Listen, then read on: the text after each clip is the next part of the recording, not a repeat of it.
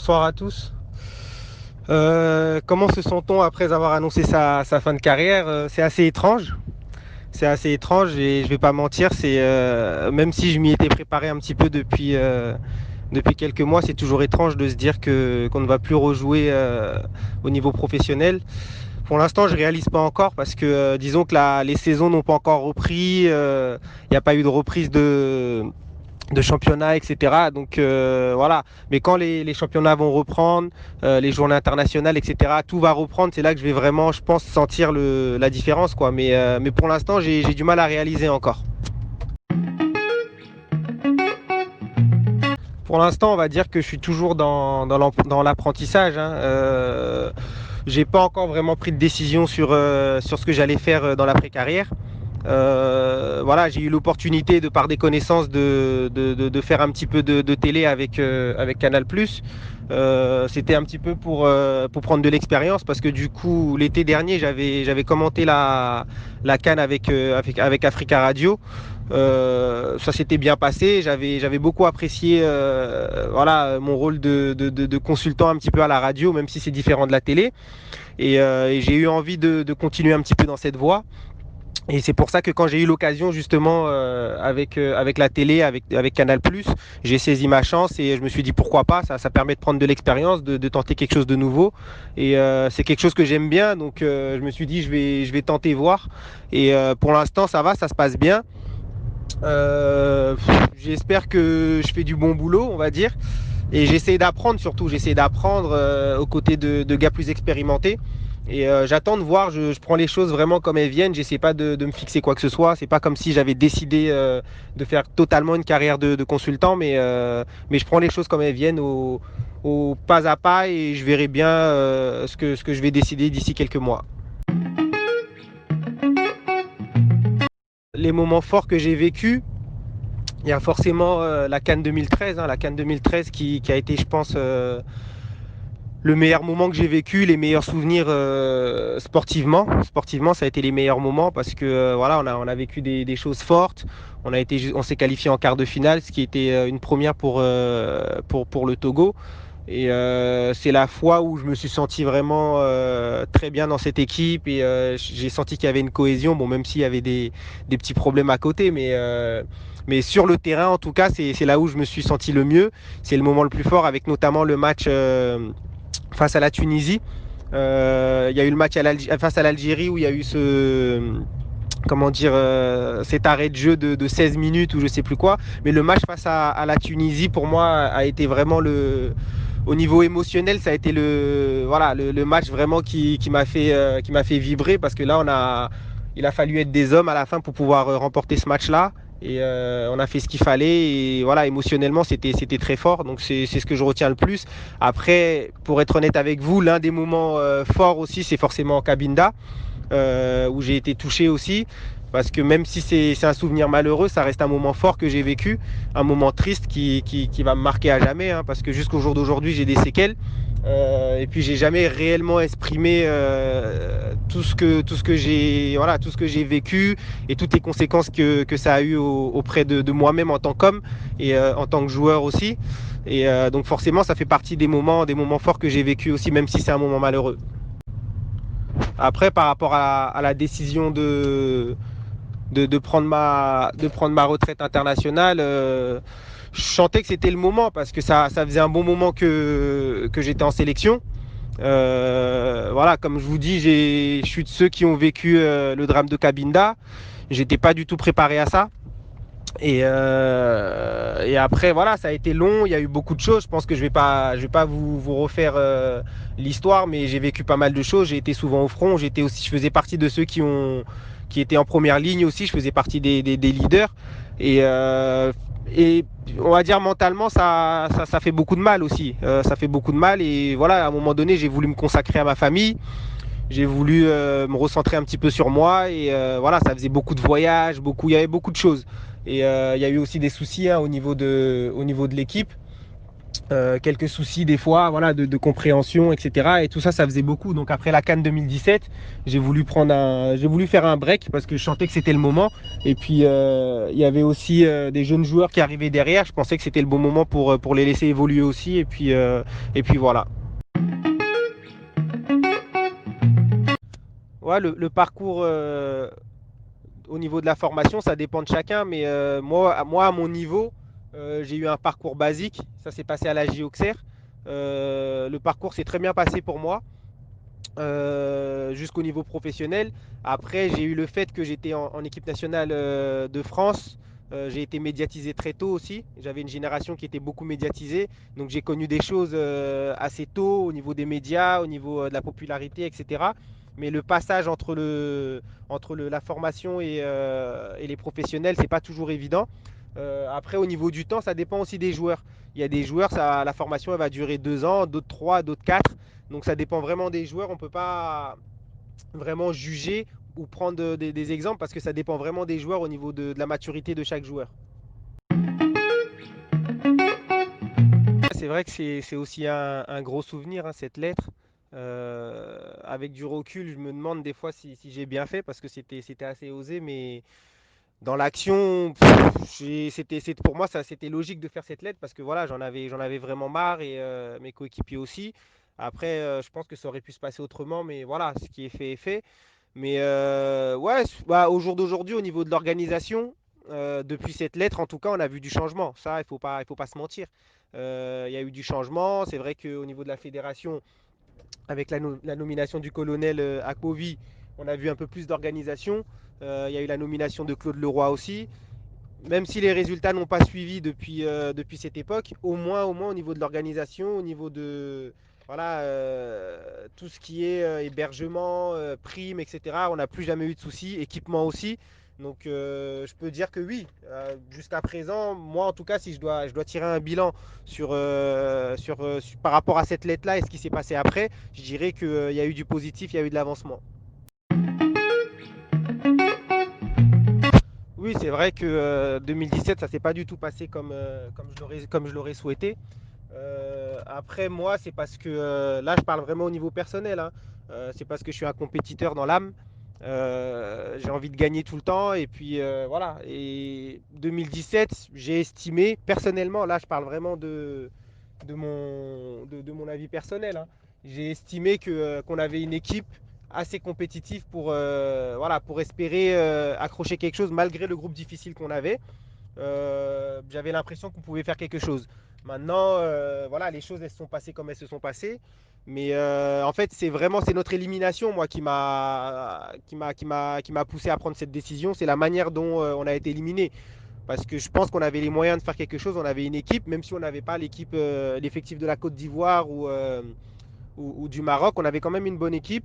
En 2013 non plus, on n'avait pas une équipe au niveau de l'Algérie ou de la Tunisie ou de la Côte d'Ivoire, mais on s'est qualifié quand même pour les quarts de finale. Donc pour moi, on avait les armes pour le faire. Et c'est ça qui m'a un peu déçu parce que voilà, j'avais mis beaucoup d'envie dans cette canne-là, je m'étais préparé. Et voilà, au final, il y a pas eu ce que j'attendais. Donc j'ai été un peu déçu. Et c'était un choix personnel, hein. C'était un choix personnel. Voilà, je me suis dit, j'étais déçu en fait. J'étais déçu de ne pas être qualifié pour les quarts de finale. Et c'est ça qui a guidé mon choix. Au niveau des défenseurs, les qualités, il y en a beaucoup. Il y en a beaucoup. Déjà, un défenseur physiquement, il doit être prêt. Quoi qu'il arrive, un défenseur doit être prêt physiquement. On attend beaucoup des défenseurs physiquement parce que dès le début du match, de la première à la dernière minute, c'est la bataille, c'est la bagarre. Donc physiquement, on doit être au top. Même quand les autres de l'équipe ne le sont pas, quand les milieux, les attaquants, ils peuvent ne pas être prêts physiquement, mais les défenseurs, c'est les derniers remparts. Donc la force physique, voilà, préparer son corps, c'est important. Après, il y a le mental qui est très important, ne pas savoir abandonner, enfin, ne pas abandonner à tout moment. Voilà, même quand ton équipe est menée 2-0, 3-0, tu dois trouver les ressources pour être toujours présent. Après, je dirais que voilà, il faut une bonne lecture de jeu. La lecture de jeu, c'est très important parce que ça permet d'anticiper tout ce qui se passe. Un défenseur qui n'a pas de lecture de jeu, qui n'est pas intelligent, il sera toujours en retard et ça lui demandera plus d'efforts pour rattraper. Et ça, c'est très important. Après, il y a forcément la technique. Même si, bon, je parle pas de la technique, voilà, je parle pas de dribbler ou quoi que ce soit. Je parle de savoir faire une passe, de savoir relancer proprement, c'est très important. Et puis il y a le jeu de tête aussi qui, pour finir, est très important. Après, je peux vous énumérer pas mal de qualités, mais les principales, c'est ça, c'est la bonne lecture de jeu, être prêt physiquement et avoir une bonne relance. Déjà, si on a déjà ces qualités-là, c'est déjà pas mal rapport à mes choix, ça s'est fait naturellement parce que voilà, j'étais en équipe de jeunes, j'avais une bonne cote, tout se passait bien. Maintenant, en équipe de France, on va pas se mentir, il y a beaucoup de concurrence. J'ai été en équipe de France jusqu'aux espoirs. À mon poste, il y avait beaucoup de joueurs. Quand vous arrivez à 20 ans, 21 ans ou à 19, 20 ans et que voilà, on ne vous appelle pas en équipe A, vous pouvez toujours patienter jusqu'à 22, 23, 24, 25 ans. Mais moi, à côté de ça, j'ai toujours eu cette balance un petit peu entre le Togo et la France depuis tout jeune. Même lors de la Coupe du Monde 2006, on m'avait appelé, mais je trouvais que c'était trop tôt pour y aller. J'étais très heureux aussi de porter le maillot du Togo. C'était aussi une manière pour moi de représenter mes parents aussi, parce que voilà, ça fait toujours plaisir aux parents quand on représente le pays. Et au fond de moi, je savais que c'est ce que j'avais envie aussi. Et voilà, l'occasion s'est présentée. Je me suis dit pourquoi pas. Ça va me permettre de passer un cap. C'est vrai que ça paraissait comme une trahison un petit peu au niveau de l'équipe de France parce que quand on fait toutes les sélections de jeunes, la suite logique c'est qu'on attende après les A. Mais voilà, moi j'ai choisi le Togo parce que j'y croyais. J'avais envie de faire quelque chose aussi de grand avec le Togo, de réaliser le plus beau parcours possible.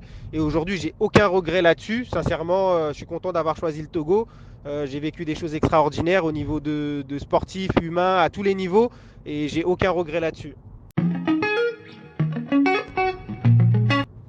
Oui, c'est vrai que ça paraît un peu prématuré, mais j'ai vécu certaines choses, on va dire surtout cette dernière année qui m'ont poussé à faire ce choix-là. L'année dernière, même si j'ai pas beaucoup communiqué dessus, en fin de saison dernière, j'ai eu une grosse blessure au niveau du pied. Quand j'étais à Elazig Sport, c'était au mois d'avril de l'année dernière, de la saison dernière. J'ai eu une grosse blessure qui m'a pris à peu près voilà, 5-6 mois à guérir. J'ai failli passer près de l'opération, mais finalement, j'ai pas opéré parce que j'ai vu un spécialiste qui m'a conseillé de ne pas opérer. À côté de ça, voilà, j'ai raté le mercato d'été 2019 parce que à cause de cette blessure. Et en même temps, j'étais sous contrat avec mon club turc d'Elazığspor jusqu'en 2020. Sauf que le club a été relégué en division inférieure, ce qui fait que mon contrat s'est annulé vers le mois de septembre automatiquement. Donc voilà, je me suis retrouvé dans une situation où j'étais blessé. J'avais pas encore retrouvé toutes mes facultés, donc c'est seulement vers le mois d'octobre-novembre que j'ai commencé à retrouver mes facultés. Voilà, je me suis vraiment retrouvé. Et à côté de ça, j'ai eu quelques soucis au niveau familial, au niveau personnel, qui ont fait que j'ai dû rester aussi sur place. Donc au mois de janvier, c'était difficile pour moi de partir de la maison, parce que voilà, il y avait besoin que je sois là, que je sois sur place. Donc voilà, face à tout ça, en fait, c'est beaucoup de facteurs négatifs qui ont fait que j'ai réfléchi et je me suis dit que c'était peut-être le bon moment aussi parce que ça fait presque 9-10 ans que je suis parti à l'étranger, que je ne suis pas là, que je suis pas avec la famille, que je suis loin. Et là, je me suis dit peut-être que c'était le moment aussi de me stabiliser un petit peu, de revenir un petit peu à la maison, de retrouver un petit peu ma famille aussi. Et ça n'a pas été un choix facile, mais voilà, au final, c'est le choix logique qui s'imposait à moi. Après, ce ne sont pas les propositions qui manquaient, hein. J'ai eu des propositions à tout moment, même quand j'étais de retour de blessure au mois de septembre, octobre, j'ai eu des propositions dans des championnats à Chypre, voilà, dans d'autres championnats. Mais déjà physiquement, je me sentais pas prêt. Donc voilà, moi je suis quelqu'un de très honnête. Quand je suis pas prêt, je préfère dire non. Je préfère faire les choses à 100%. C'est ce qui m'a poussé aussi à quitter l'équipe nationale parce que je me sentais pas de continuer alors que mon cœur n'y était pas à 100%. Je suis quelqu'un de pragmatique. J'ai toujours défendu les couleurs du Togo à 100%. Donc au moment où je me suis senti un petit peu en retrait, j'ai préféré ne pas y aller. Et pareil, là, au niveau de ma carrière aussi, quand j'ai eu les propositions, que ce soit au mois d'octobre ou au mois de janvier, euh, je me suis pas senti à 100%. Et physiquement et mentalement, je me sentais pas à 100% de relever les défis, même si je pense que j'étais capable de le faire, hein, mais voilà, j'ai eu des propositions. Même là, dernièrement, il y a encore quelques semaines, j'ai eu encore certaines propositions du côté de la Croatie, du côté de Chypre. Mais voilà, comme je vous dis, à partir du moment où je me sens pas à 100% dans le défi, je préfère refuser et dire non.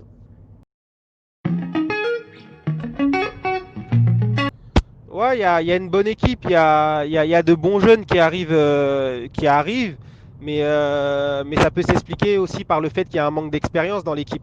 La plupart des jeunes joueurs n'ont pas forcément eu beaucoup de temps de jeu au fil des années. Donc il faut du temps, c'est un renouvellement de génération, hein. Il y a eu beaucoup de départs. Quand vous comparez à peu près l'équipe de 2015-2016 et celle qui a suivi, voilà, il y a une grosse différence. Il y a beaucoup de joueurs qui sont partis. Donc il y a un renouvellement de génération, un renouvellement d'équipe, un renouvellement d'effectifs de génération. Et c'est normal que ça mette du temps. Des fois, vous avez des équipes comme la Hollande qui voilà, entre je crois c'est 2006, 2010 ou même 2012 on n'a pas trop vu. Mais je ne me rappelle plus à peu près des périodes, mais je sais que l'équipe de Hollande a mis quelques années à se remettre, hein, à renouveler son effectif justement. Et c'est un petit peu le cas du Togo en ce moment, c'est qu'il faut du temps, il faut du temps, il faut de la patience. Mais après, à côté de ça, il faut que les joueurs surtout, parce qu'on a beau mettre n'importe quel entraîneur, n'importe quel staff, mais c'est les joueurs qui doivent prendre conscience, qui doivent prendre les choses en main et se mettre au niveau aussi. Alors, il y a deux clubs où je me suis senti le plus à l'aise. Le premier club, c'était lors de mon passage en Ukraine, au FC Goverla. Sincèrement, c'est là où je me suis senti le plus à l'aise parce que les méthodes de travail du coach étaient parfaites pour moi. Il m'a beaucoup fait progresser. Et le championnat aussi était très intéressant. C'est difficile à croire parce que des fois, quand je le dis aux gens, ils n'y croient pas, mais le championnat ukrainien est beaucoup plus difficile que le championnat turc, par exemple. C'est beaucoup plus physique, ça va beaucoup plus vite, les joueurs sont de meilleure qualité, mais c'est vrai que c'est moins médiatisé, donc forcément on n'a pas l'occasion de le voir, mais c'est dans cette équipe que je me suis senti le plus à l'aise. Voilà, tout me correspondait tactiquement, voilà, c'était parfait pour moi. Et la deuxième équipe où je me suis senti le mieux, c'était à Trabzonspor, où là aussi, bah, j'aimais la ferveur en fait c'était surtout au niveau du peuple de Trabzon, au niveau de l'équipe, au niveau de la ville, au niveau du club. Il y avait une grosse ferveur, il y avait beaucoup voilà, c'est une équipe un peu comme l'Olympique de Marseille, hein, où ils attendent beaucoup de la part des joueurs. Et puis forcément, j'ai côtoyé aussi beaucoup de grands joueurs dans cette équipe. Et donc c'est les deux équipes où je me suis senti le mieux. Oui, forcément, il y a eu des hauts et des bas. Après, je pense que ça fait partie de la vie d'une sélection, hein. Après, des moments de déception, comme je vous l'ai dit tout à l'heure, hein, je me répète un petit peu, mais globalement, c'est un petit peu la gestion de l'après-Cabinda, un petit peu que je regrette un petit peu. Je pense qu'il n'y a pas eu beaucoup de soutien au niveau du pays, voilà, de la fédération, etc. Après, globalement, bah, on a forcément eu des problèmes d'organisation, souvent qui se sont répétés, hein, je ne vais pas refaire l'histoire.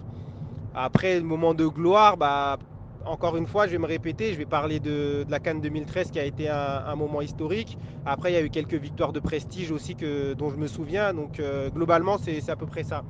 Après, concernant la situation du coach, je ne suis pas vraiment bien placé pour en parler parce que aujourd'hui, je ne fais plus partie de l'équipe. Mais je pense qu'il fait le maximum pour essayer de faire prendre la mayonnaise entre les jeunes joueurs et les quelques anciens qui restent. Maintenant, on va voir ce que ça va donner pour la fin des éliminatoires de la CAN et ceux de la Coupe du Monde. Mais il faut laisser le temps, il faut laisser le temps, il faut voir un petit peu pour pouvoir juger. Comme je vous dis, il y a eu une période de transition. Il faut laisser la période de transition se terminer avant de pouvoir juger.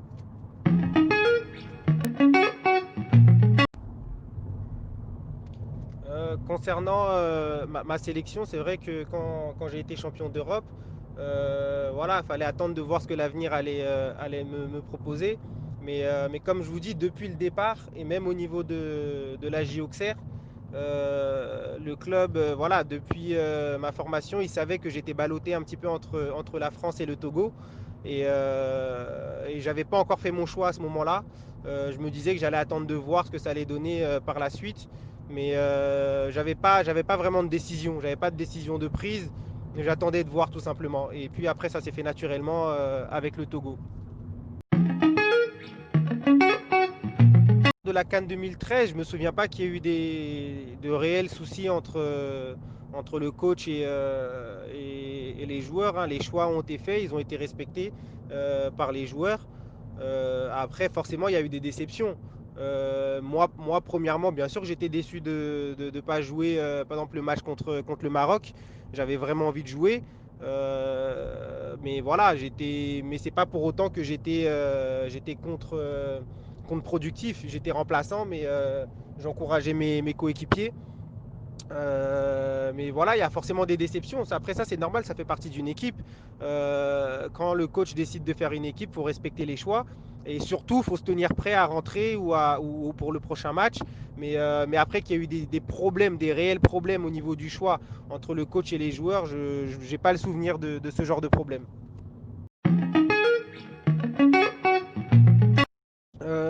Déjà, je ne parlerai pas de relations tumultueuses, hein. Moi, j'ai toujours eu un profond respect pour l'homme et l'entraîneur. Après, encore une fois, que je vous le dis, c'est que dans une équipe, il y a forcément des choix qui sont faits. Moi, je suis un compétiteur, c'est-à-dire forcément quand je joue pas, je suis un peu déçu. Mais quand je joue pas et qu'il y a une défaite, je suis encore plus déçu. Donc c'est tout ce que j'ai fait remonter à l'entraîneur. Mais de là à dire qu'on a eu des relations tumultueuses, je pense pas. Mais ça a toujours été dans le respect, ce que j'avais à lui dire par rapport à ma réaction. Parce que du coup, quand j'ai décidé de faire un break au niveau de la sélection, bah, il n'était pas vraiment d'accord. Donc il aurait préféré que je reste. Et puis je lui ai expliqué les raisons qui m'ont poussé à prendre cette décision. Et il a compris. Et encore une fois, comme je vous dis, ça a toujours été une relation de respect entre nous. Et je ne me souviens pas d'avoir eu de relation tumultueuse. Il n'y a jamais eu un mot plus haut que l'autre ou de manque de respect ou quoi que ce soit. Après, par rapport à ma reconversion, j'ai eu à discuter avec lui. C'est un choix qu'il a soutenu. Lui qui est un ancien de Canal+, il a soutenu mon choix, il a soutenu ma volonté. Et donc du coup, je peux que l'en remercier aussi, puisque en confirmant comment dire à certaines personnes au niveau de la chaîne que j'étais quelqu'un de bien et de conforme à ce qu'ils recherchaient. Voilà, ça a rassuré un petit peu dans les choix. Donc voilà, aujourd'hui, moi, comme je dis, j'ai toujours eu des relations de respect et d'homme à homme avec le coach. Et ça va continuer comme ça, il n'y a aucun problème à ce niveau-là. Concernant les résultats de l'équipe, encore une fois, je me répète, mais comme je vous dis, c'est une équipe qui est en reconstruction. C'est une équipe qui est en reconstruction. Il y a un renouvellement de génération et ça prend du temps. Ça prend du temps. Vous ne pouvez pas demander à des jeunes joueurs d'avoir le même rendement que des joueurs qui sont beaucoup plus expérimentés. Dans l'équipe d'aujourd'hui, il y a beaucoup moins de joueurs qui ont fait des championnats étrangers, qui ont évolué en Europe, etc., qui ont fait des Coupes d'Europe, etc. Donc c'est difficile aujourd'hui de juger les résultats. Il faut du temps, il faut attendre les prochaines éliminatoires, voir comment ça se passe, voir si l'équipe arrive à évoluer, arrive à maturité aussi, parce qu'il faut arriver à maturité pour avoir des résultats. Se qualifier en Afrique, on sait à quel point c'est difficile. Moi qui suis passé par là, je sais que c'est très très très très difficile. Toutes les équipes aujourd'hui sont compétitives. C'est plus comme il y a 15 ou 20 ans où on peut trouver des petites équipes. Il n'y a plus de petites équipes. Tout le monde est bon maintenant, donc il faut être un peu patient et voir comment se passent les prochaines éliminatoires.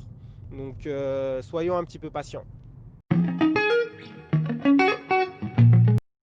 Oui, effectivement, on a beaucoup échangé avec ces joueurs-là Euh, C'était avant la CAN et après aussi. Mais je pense il y avait un ras-le-bol général au niveau de tout le monde. Pas par rapport à l'équipe, hein, mais par rapport au passé, en fait, avec tout ce qu'on a enduré. Comme je vous dis, pour la plupart, on avait fait 7 8 9 ans en sélection. Et pendant ce laps de temps, il s'était passé beaucoup de choses. On a vécu énormément de choses, hein. Voilà, sur le plan émotionnel, sur le plan mental, c'est très difficile à digérer tout ça. Donc voilà, on a même pas eu le temps de digérer en fait, puisqu'on a, pour la plupart, on a enchaîné, on a enchaîné, on a enchaîné, et on a essayé d'aller au maximum, mais après, voilà, tout ça accumulé, ça fait beaucoup à digérer. Donc à un moment donné, voilà, des fois, faut savoir souffler un peu, et je pense que c'est ça qui a poussé la plupart d'entre nous à prendre à un peu de recul par rapport à la sélection. Ça avait rien à voir avec un problème précis, hein, mais je pense qu'il y avait un ras-le-bol un petit peu de tout le monde parce que ça faisait longtemps qu'on était en sélection et que je pense qu'il y avait besoin de souffler un petit peu. Donc après moi c'est comme ça que je l'explique. Maintenant il faudrait poser la question aux intéressés, voir s'ils ont autre chose à rajouter. Il y a un petit peu des deux. Premièrement, mon départ quand je suis parti pour la Roumanie, c'était un choix. C'était un choix personnel parce que ça me permettait de passer un cap, de jouer dans une équipe première, titulaire, pour pouvoir côtoyer la Coupe d'Europe aussi et de passer un cap. Donc c'était un choix. L'après-Roumanie, que ce soit la Slovénie ou la Slovaquie, c'était pas du tout mes choix parce que c'était les conséquences de Cabinda, tout simplement. Parce que quand j'étais en Roumanie et que j'ai été blessé à Cabinda, le club m'a totalement abandonné. Ils m'ont abandonné, ils ont arrêté de me payer, j'ai été écarté de l'équipe, j'ai dû faire mes soins tout seul et récupérer tout seul. Et après ça, s'en est suivi une longue période où ils n'ont plus voulu me verser mon salaire. Et en même temps, ils ne voulaient pas me libérer parce que j'étais sous contrat jusqu'en 2012. Ils n'ont pas voulu me libérer en même temps et ne me payaient plus. Et ça a traîné pendant 6 mois. Et la seule manière pour me libérer à ce moment-là, c'était de trouver un club qui acceptait de me signer malgré que j'étais sous contrat. Et le seul club qui avait accepté, que mon agent avait trouvé à l'époque, c'était un club où c'était un ami à lui qui était directeur sportif. Il lui a expliqué le cas. Et eux, ils étaient contents de m'avoir et de me faire signer. Et c'est comme ça que je me suis retrouvé en Slovénie. C'était pas un choix du tout. C'était la seule manière de me libérer en fait de mon contrat en Roumanie. Et de la Slovénie, c'est eux qui m'ont transféré, c'est-à-dire que j'avais le choix entre plusieurs équipes, mais la seule équipe qui offrait de l'argent et qui pouvait payer un transfert pour que je parte, c'était le club en Slovaquie, Zilina. Et donc du coup, ils ont décidé de me vendre à ce club-là. J'avais pas le choix puisque j'étais sous contrat avec eux, donc j'avais pas le choix. Donc je suis parti là-bas, donc c'était pas mon choix non plus. Ensuite, l'Ukraine, c'était mon choix parce que le coach, il avait été convaincant. Il m'avait fait déplacer, il m'avait expliqué ce qu'il attendait de moi et il croyait vraiment en moi. Donc c'était un choix. Et la Turquie aussi, c'était un choix parce que c'est un club où je voulais vraiment aller, enfin un championnat que je voulais vraiment côtoyer. Donc c'était vraiment un choix. Donc voilà, donc c'était un mélange des deux en fait. Un mélange des deux. Et puis la Turquie, j'y ai trouvé vraiment ce que je cherchais. Et donc du coup, j'ai voulu rester là-bas jusqu'à la fin de ma carrière. J'espère avoir donné les bonnes raisons.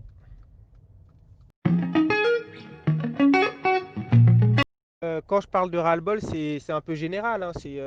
Voilà, c'est parce que quand on passe 8, 9, 10 ans en sélection, bah, c'est forcément difficile. Après, pour ceux qui ont grandi à Lomé, qui vivent à Lomé, qui ont toute leur famille à Lomé, forcément c'est différent. Mais nous, par exemple, qui avons nos familles en France, à chaque fois c'est des déplacements, c'est des histoires, voilà, c'est beaucoup de choses. Donc émotionnellement, c'est très difficile. Donc c'est de ça que je parle quand je parle du ras-le-bol, c'est quand tout se passe pas comme prévu, quand vous gagnez pas, quand vous vous qualifiez pas forcément pour la CAN ou pour la Coupe du Monde, alors que vous avez beaucoup investi de votre temps, de votre énergie et des fois même de l'argent, c'est difficile. Donc c'est à ça que je me réfère quand je parle de ras-le-bol, hein. Donc voilà. Bah, merci à tous, j'espère que j'ai bien répondu à vos questions.